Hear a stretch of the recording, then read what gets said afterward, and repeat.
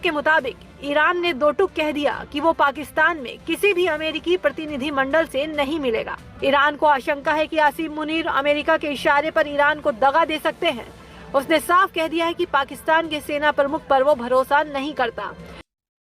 जिनको अपने घर में दूसरी बार कोई सालन ना डाल के दे, वो ये दावे कर रहे थे कि हम मुज़ाकरात करवा रहे हैं। तो मेरे पाकिस्तानियों, अब आपको ये दिखाता हूं, ये अब कंफर्म हो गया है। इंटेलिजेंस ऑनलाइन ने ये रिपोर्ट कर दिया है कि in a dramatic turn of events Iran has just rejected Pakistan's offer to mediate in the conflict. कि डोनाल्ड ट्रंप को कुछ पता नहीं है कि वो आ रहा है, जा रहा है, हो क्या रहा है। अब मगर उसने कुछ फैसले तो लगता कर ही लिए।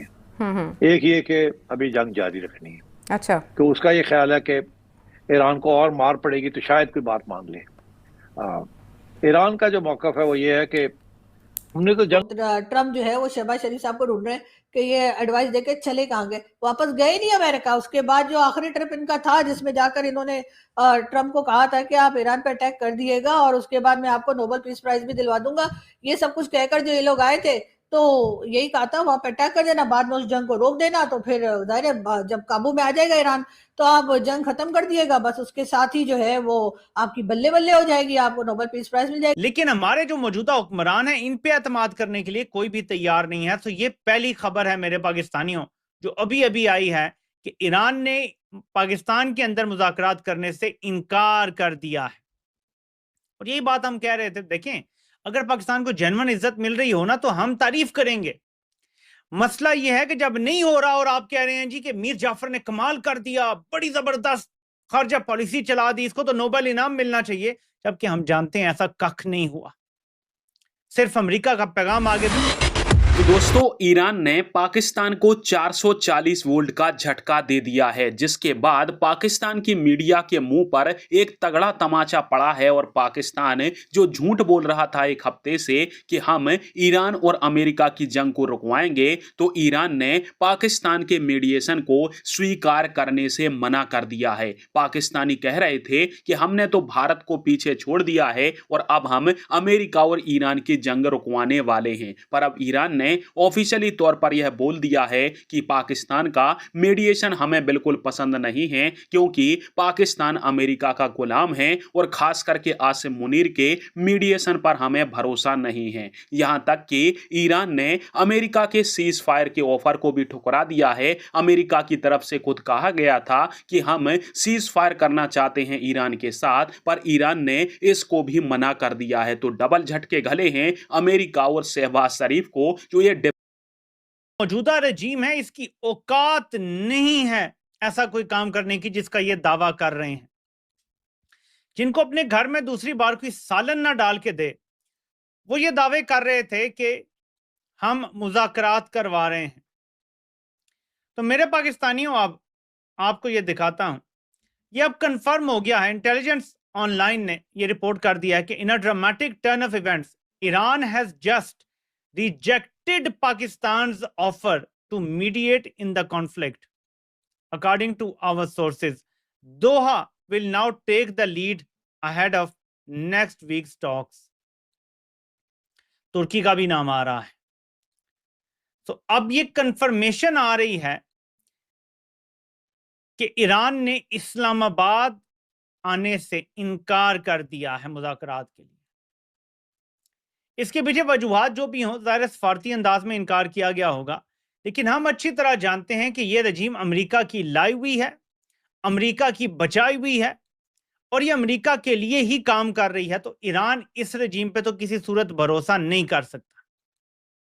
रही बात कतर की, तो कतर ने इस जंग में वाज़े मौक़िफ़ इख्तियार किया है कि हम किसी सूरत भी ईरान के खिलाफ नहीं जाएंगे। वाज़े मौक़िफ़ इख्तियार किया है कि इस जंग का हमारे साथ कोई ताल्लुक नहीं है। और कतर के इस वाज़े मौक़िफ़ की वजह से हो सकता है कि ईरान इन पे एतबार करने के लिए तैयार हो। हालांकि कतर में भी रिकॉर्ड इतना अच्छा नहीं है। एक बार पहले जब लीडरशिप से मुज़ाकरात हो रहे थे, आपको पता है, आई थिंक हमास के साथ थे या जिसके साथ भी, तो वहां पे आपको पता है पूरी लीडरशिप मार दी गई थी। तो कतर का भी रिकॉर्ड कोई इतना अच्छा नहीं है, लेकिन बात एतमाद की है। सोशल हाँ, बात यह है कि डोनाल्ड ट्रंप को कुछ पता नहीं है कि वो आ रहा है, जा रहा है, हो क्या रहा है। अब मगर उसने कुछ फैसले तो लगता कर ही लिए। एक ये कि अभी जंग जारी रखनी है। अच्छा। तो उसका ये ख्याल है कि ईरान को और मार पड़ेगी तो शायद कोई बात मान ले। ईरान का जो मौक़िफ़ है वो ये है कि हमने तो जंग ख़त्म करनी नहीं है, हम तो इसको आखिरी वक्त तक चलाएंगे, क्योंकि हमारा नुकसान जितना होना था हो गया, और भी आप कर लें, हमें कोई फर्क नहीं पड़ता, हम बर्दाश्त कर लेंगे। जी। आप एक महीना और ग्लोबल इकोनॉमी इन क्राइसिस, ये आप नहीं बर्दाश्त कर सकेंगे। और अगर आपने अब जो फैसला किया है कि बूट्स ऑन ग्राउंड करने हैं, आपने 10,000 फौजी जो है वो ईरान की जमीन के ऊपर उतारने हैं, तो उतार के देख लें क्या होता है आपके साथ। और सारे कमेंटेटर्स, एक भी नहीं है जो ये बात नहीं कह रहा, सारे ग्लोबल कमेंटेटर्स ये कह रहे हैं कि खून खराबा होने जा रहा है अमेरिका का, ये बूट्स ऑन ग्राउंड जो करेगा ये। अब मसला ये है कि ये करेगा तो लगता तो ऐसे ही है कि ये करेगा, पीछे नहीं हटेगा। मगर हमारी फॉरेन ऑफिस की और इस्टेब्लिशमेंट की कोशिश ये है कि किस तरीके से रोका जाए इस चीज़ को। ईरान की तरफ से भी कुछ अनऑफिशियल सोर्सेज की तरफ से कुछ फार्मूले पेश किए जा रहे हैं। अच्छा। मगर मुझे ऐसे लगता है कि ये कोई फार्मूला कामयाब नहीं होगा। और मुझे ऐसे लगता है कि डोनाल्ड ट्रंप करेगा जो कहता है, मैं करूंगा, और अभी भी कर रहे हैं, एज वी स्पीक वो अटैक कर रहे हैं।